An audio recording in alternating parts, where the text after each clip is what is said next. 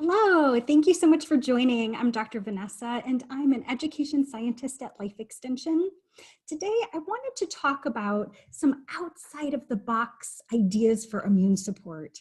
I'm sure a lot of people are still looking for vitamin C, elderberry, zinc, nutrients that are a little bit difficult to come by nowadays. And these people may not realize that there are multiple ways of supporting our complex immune system.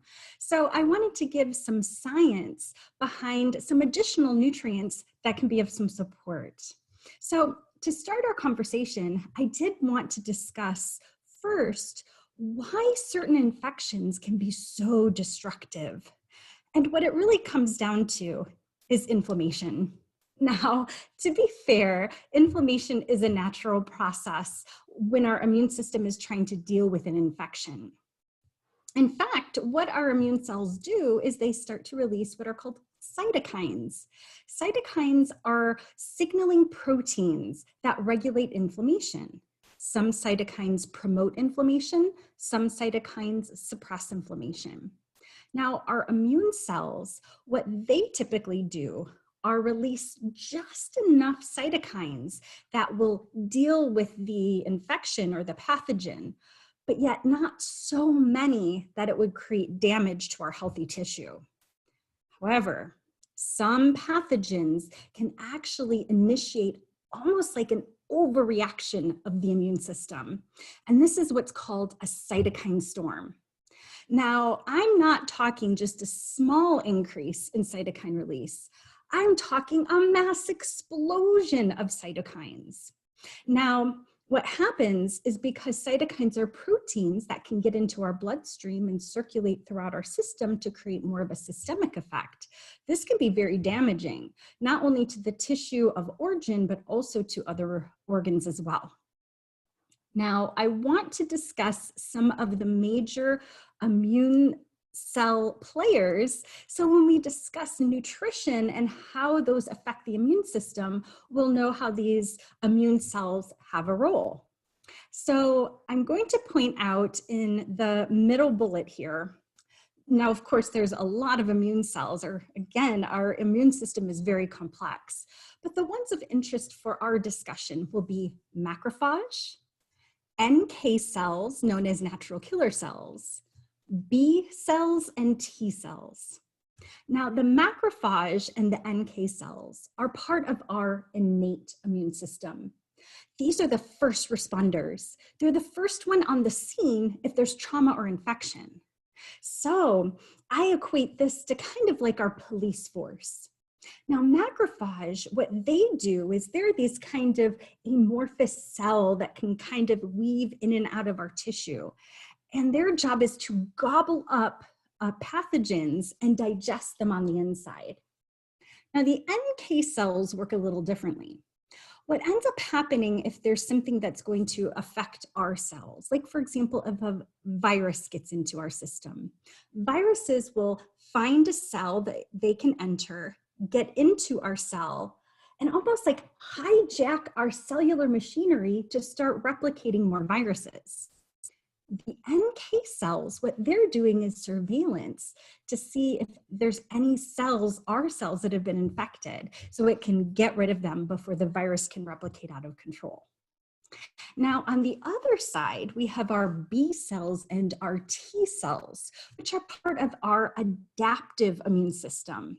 Now, the adaptive immune system are not the first responders. They do have to be initiated out. So they do take a little bit more time to be activated. But when they do, they get the job done. So I equate this to kind of like our military force, a little bit more specialized in what they do.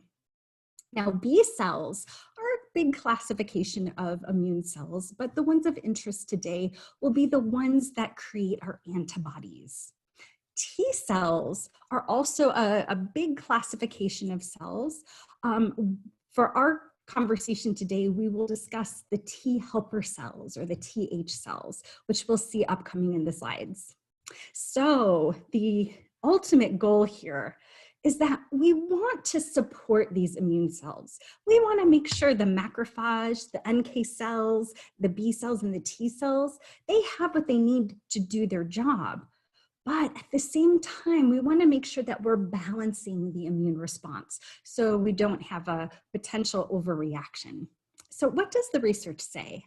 Well, whenever I'm thinking of a cloudy thunderstorm, I'm looking for some sunshine.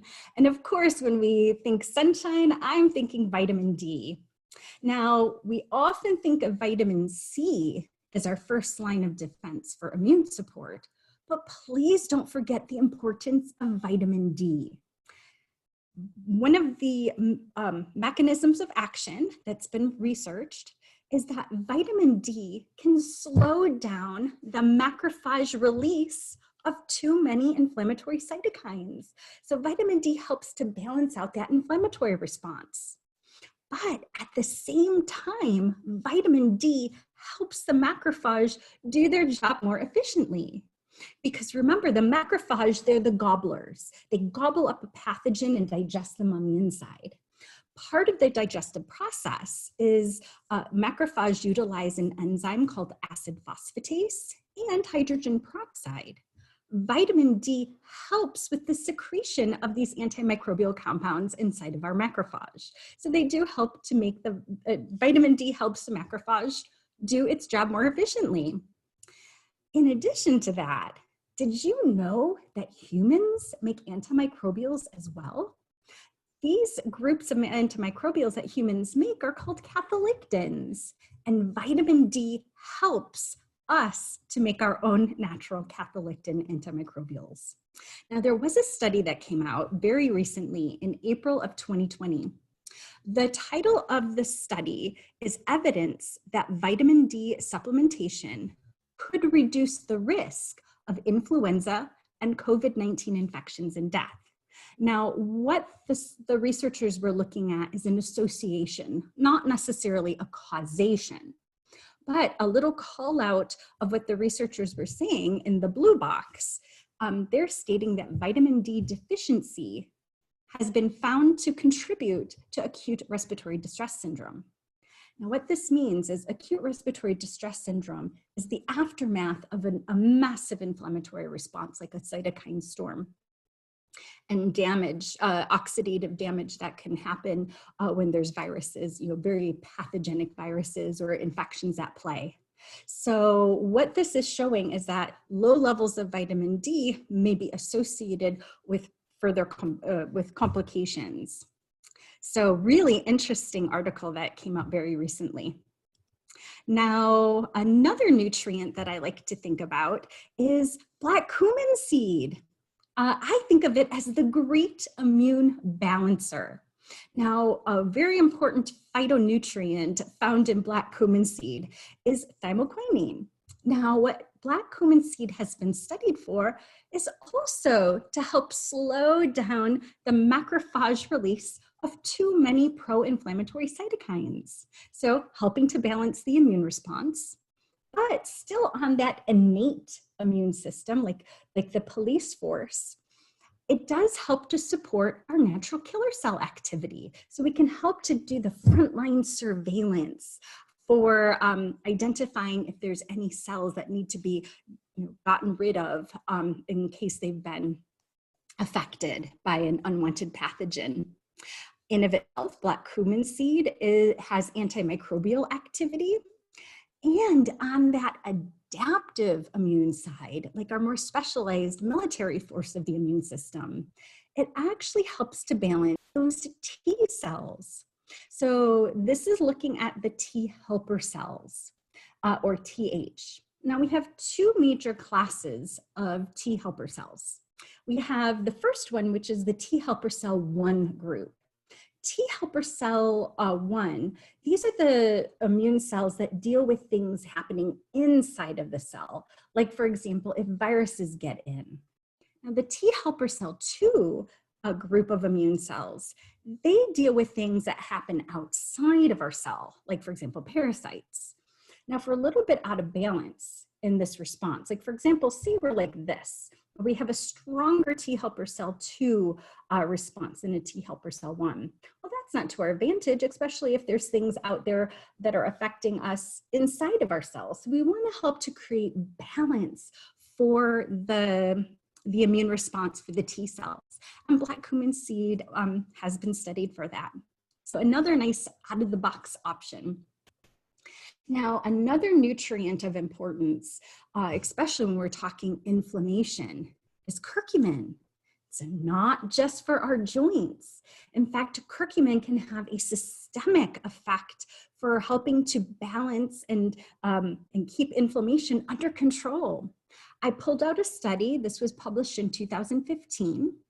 The title is Curcumin Suppression of Cytokine Release and Cytokine Storm, potential therapy for patients with Ebola or other serious viral infections.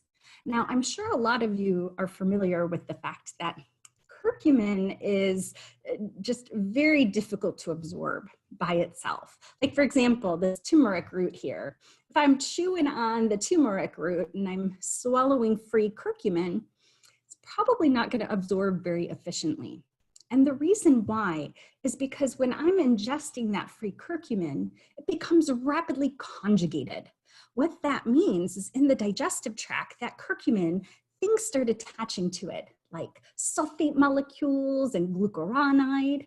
When these molecules attach to curcumin, first of all, it's no longer free, it's now conjugated. And this conjugation hinders the absorption, which makes the curcumin very poorly bioavailable.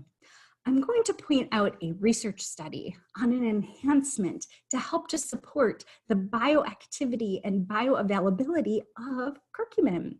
So what this study was looking at is galactomannans mixed with the curcumin.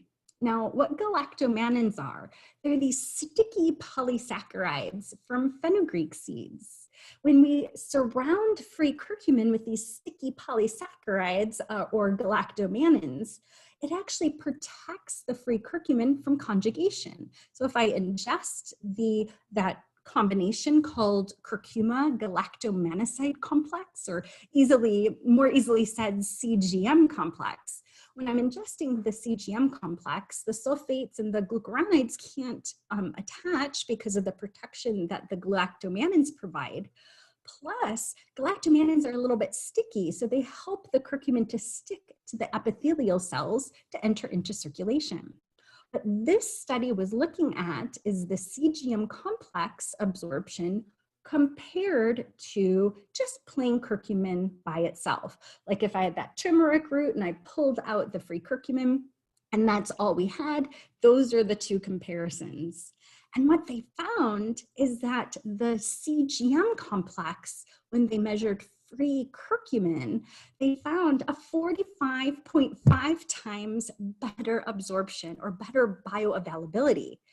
Why we're saying bioavailability is that free curcumin is the bioactive form. If we can get the free curcumin into our body, that's what's going to provide the wonderful health benefits that curcumin provides. In addition to that, they did test for total curcumin absorption. So the curcumin alone versus the CGM complex, they found total curcumin absorption, like for example, some of it could be conjugated, 270 times better absorbed. So not all curcumin is equal in terms of its absorption. So I just wanted to point that out. So we talked about vitamin D, black cumin seed oil or black cumin seed, and also curcumin. But I have a really a really novel out of the box idea as well. Because if we do get exposed to pathogens, even if it doesn't lead to something as horrible as a cytokine storm, we can expect a little bit of inflammation to happen. If there's a little bit of inflammation, what we want to do is quickly resolve it and support tissue repair, because even a little bit of inflammation can create tissue problems. So what we want to do is we want to support a quick resolution and supporting a quick resolution of inflammation and supporting the repair of the tissue. So for example, if we have an acute inflammation process happening because of an infection, we want to move it into that tissue repair. Now there's 3 steps involved into that moving into tissue repair and regeneration. The first step is the cleanup. If we equate inflammation like a tornado. If we have a tornado that whips through a town, before we can start rebuilding, we have to clean up the debris. Our tissues are no different. So we do have to clean up that aftermath debris from the inflammatory process. Also, step 2, there's no point in starting the repair process if another tornado is just around the corner. So it's very important that we balance the cytokines to help ensure that another tornado doesn't come around. And then, of course, number 3, step 3, is going to be stimulating that tissue repair and rebuilding. So how do we accomplish this? Well, our body does actually create what are called proresolving mediators. So let's meet these mediators our body makes. The mediators include resolvins, protectins, and myricins. Again, these are called specialized proresolving mediators. Now, the trick is they're created on demand, right when our body needs it. So once the immune cells have dealt with an infection or a pathogen, we need to make these specialized proresolving mediators immediately to help wind down the inflammatory response and start the repair. Now, these proresolving mediators are created from precursors. So we have to have the precursors at the ready. These precursors include 18-hydroxy-eicosapentaenoic acid, 17-hydroxy-docosahexaenoic acid, and 14-hydroxy-docosahexaenoic acid. Those names may sound familiar, like EPA and DHA, which are the long-chain omega-3 fats found in fish oil. Now, fish oil, the EPA and DHA, so the EPA would be the eicosapentaenoic acid, and the DHA is docosahexaenoic acid. There's actually a pretty high demand for those in the body because the EPA and DHA are not just shuttled into making those precursors for specialized proresolving mediators, they're also utilized for making other hormone-like molecules, like our prostaglandins, leukotrienes, thromboxanes. So there's a very high demand. As we age, the shuttling of EPA and DHA into the metabolites for creating our specialized proresolving mediators can actually start to decline. There's also studies showing that metabolic syndrome, carrying extra weight, moving into blood sugar dysregulation can also slow down the creation of these precursors for the specialized proresolving mediators. So we could argue just bringing in these precursors so they're at the ready for helping to resolve inflammation and support tissue repair. We may need to include those if we're also utilizing fish oil, like our EPA and DHA. Another thing I wanted to point out is the names of these specialized proresolving mediators. Now, the resolvins and protectins, that makes sense, resolving inflammation and protecting our tissues.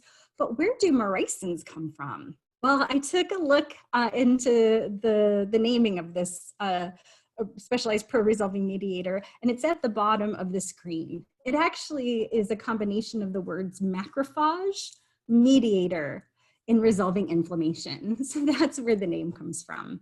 So how do they work? Well, they do help all 3 steps. Now, I want to know, how do they do that? How do they help clean up the debris?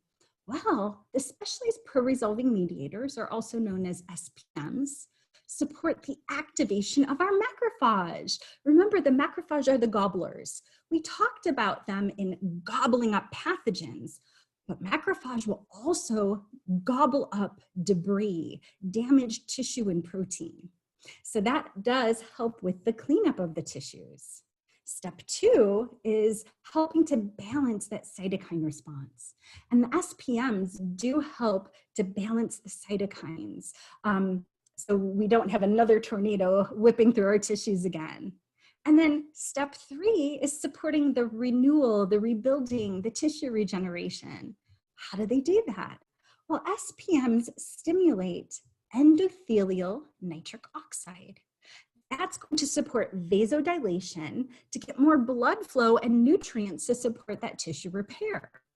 what's interesting about these SPMs, the specialized pro-resolving mediators, is because they're created from fat, the EPA and DHA metabolites, they actually work more locally versus when we talked about cytokines being proteins, they're a little bit more water soluble, so they can enter into the bloodstream and circulate to have more of a systemic effect.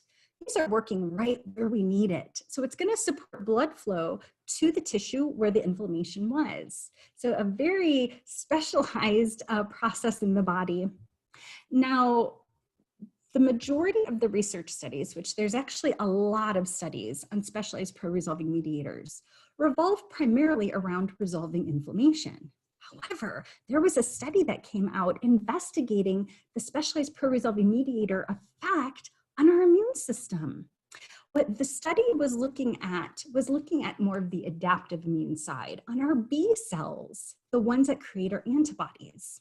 So this particular study was an animal study. They were utilizing mice, and they were also looking at vaccinations, like antibody creation from vaccinations.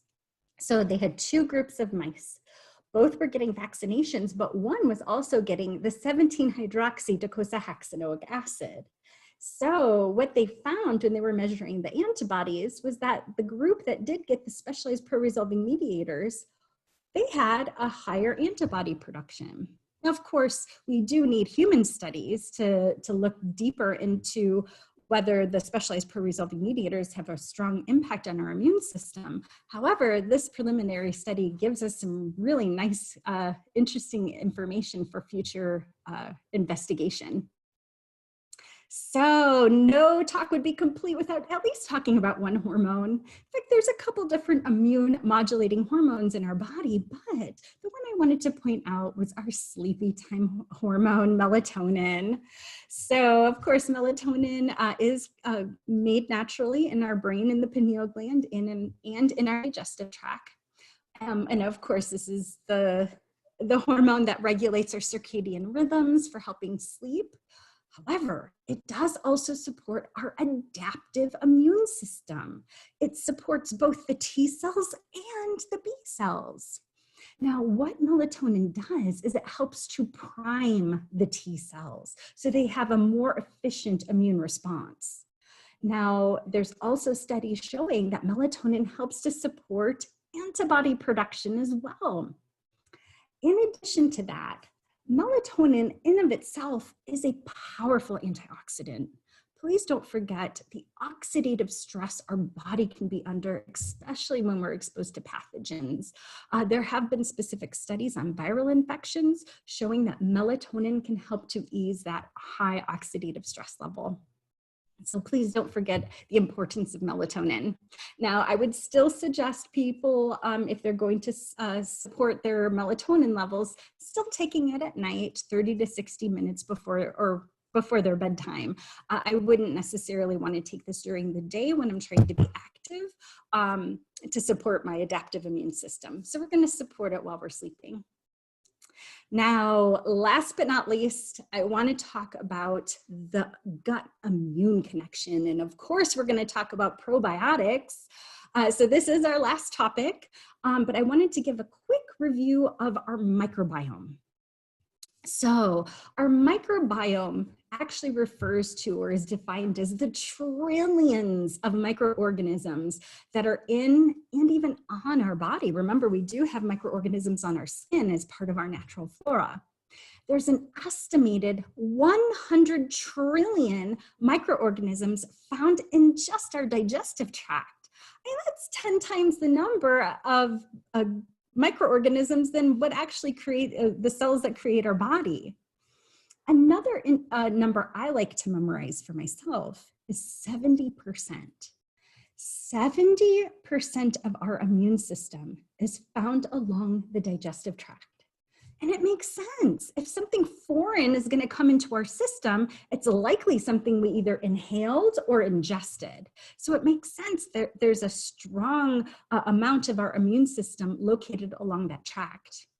Now, just to also define dysbiosis, it is an imbalance in our microbiome, so more bad bacteria than good bacteria. What can create this imbalance, of course, is poor diet, pharmaceutical medications like antibiotics, environmental toxins, and just basically an unhealthy sedentary lifestyle. But of course, our conversation today is mostly revolving around like the respiratory tract. So I wanted to point out that there are 6 studies that are connecting dysbiosis, so more bad bacteria than good bacteria in our oral and throat cavities that can make us more susceptible to respiratory infections. So there's now a connection between the microbiome of our mouth and our throat and our respiratory health. Now, the connection is actually our mucosa. So the mucosa is defined as the skin that lines the respiratory and digestive tract. What makes it a little different than our actual skin is that our actual skin is keratinized. The pink skin of our mucosa is not. Now, one of the important defenses of our mucosa, the pink mucosa of the respiratory and digestive tract, is actually mucus. Mucus does coat the mucosa and it creates like almost like a barrier. So if viruses were inhaled, the virus has to actually penetrate the mucosa or the mucus layer to get to our mucosa to create an infection. Now, there are studies showing that the good probiotics can actually colonize certain parts of the respiratory tract. But also, good probiotic bacteria can actually communicate with our mucosa and stimulate more mucus production. So good bacteria supports our immune defenses and creates a little bit more mucus.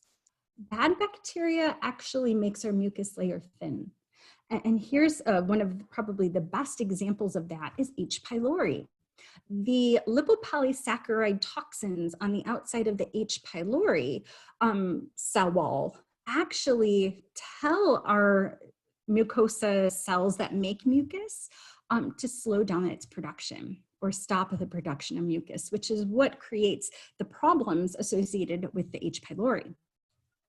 Now, let's talk about a study making this kind of gut respiratory connection. So, because it's really interesting how sometimes if we're taking in oral probiotics that are going to colonize primarily in our digestive tract, how it's having an effect on our respiratory health, which is, again, that connection with the mucosa. So for this particular study, researchers were looking at a special combination of probiotics, which includes Bifidobacterium lactis, the strain BS01, 2 strains of Lactobacillus plantarum, and 2 strains of Lactobacillus rhamnosus. They were also utilizing a prebiotic, which is like the beneficial fiber food that feeds good probiotics. So since those work so synergistically together, this combination is now being called a synbiotic. So when you see synbiotic in research studies, you'll know it's a probiotic in combination with a prebiotic. The one the researchers chose to use was galacto-oligosaccharides. So here's what the results were. Now, this study was a randomized, double-blind, placebo-controlled clinical trial carried out over 3 winter seasons. So this was a pretty big study, 3 seasons or 3 years of research with 250 healthy volunteers. So a nice large sample size. And they were monitoring them for the 90 days over winter for each of those 3 winter seasons. Now, they were utilizing this special combination of the probiotics and prebiotics, but they were using 15 billion colony-forming units. I put that in bold because oftentimes we think, oh, if we're going to be utilizing probiotics, we need big doses like 50 billion or 100 billion to have an impact. Well, what this study was showing is that we can get a very nice impact utilizing just 15 billion colony-forming units every day. Here's what the results were. So the most important one is actually in the orange box. So the symbiotic group compared to the placebo had a 75% reduction in developing the flu or influenza-like illness. So over those 3 winter seasons, 75% less chance of getting sick. Now, what if influenza-like illness actually means is, say you have all the symptoms of the flu. You go to your doctor, the doctor says, oh, you've got all the symptoms of the flu. They do a physical exam and say, yep, you have the flu, without doing the throat swab. So to get the diagnosis of the flu, you have to do the throat swab to see that the flu virus is there. Otherwise, if you're just diagnosing on symptoms, it would be considered an influenza-like illness. Now, compared to the placebo, the symbiotic group had a 39% reduction in the number of colds developed. So less chances of actually getting sick. Now, the graph, the box is showing, well, what happened if they did get sick? How long were they sick? So the duration of the illness. So this is done in days. So what we're going to look at is the first 2 bar graphs. We have the blue, which is the placebo, and the orange, which is the probiotic or the symbiotic group. Now, if the group did get a cold, the placebo group had an average number of days for cold of 5.97. So we'll just round up and say about 6 days. The symbiotic group had an average of 4.95 days, or let's just round up and say 5 days. You might say, oh, 6 days versus 5 days doesn't seem like a big difference. But when we're trying to get back to work and feeling better soon, it does make a big difference. Now, in terms of symptoms, looking at coughing, the placebo group had an average of 7.33 days of coughing versus the symbiotic group, which had an average of 4.25 days of coughing. So less days of symptoms. And in terms of just overall total acute upper respiratory infections, the placebo group had an average of 6.1 days versus the symbiotic group of 4.71 days. So what this study was showing, at even what we might consider a relatively small dose of probiotics, the 15 billion colony-forming units, what we were seeing is that the symbiotic group were less likely to get sick, but if they did, they had less days or less duration of illness.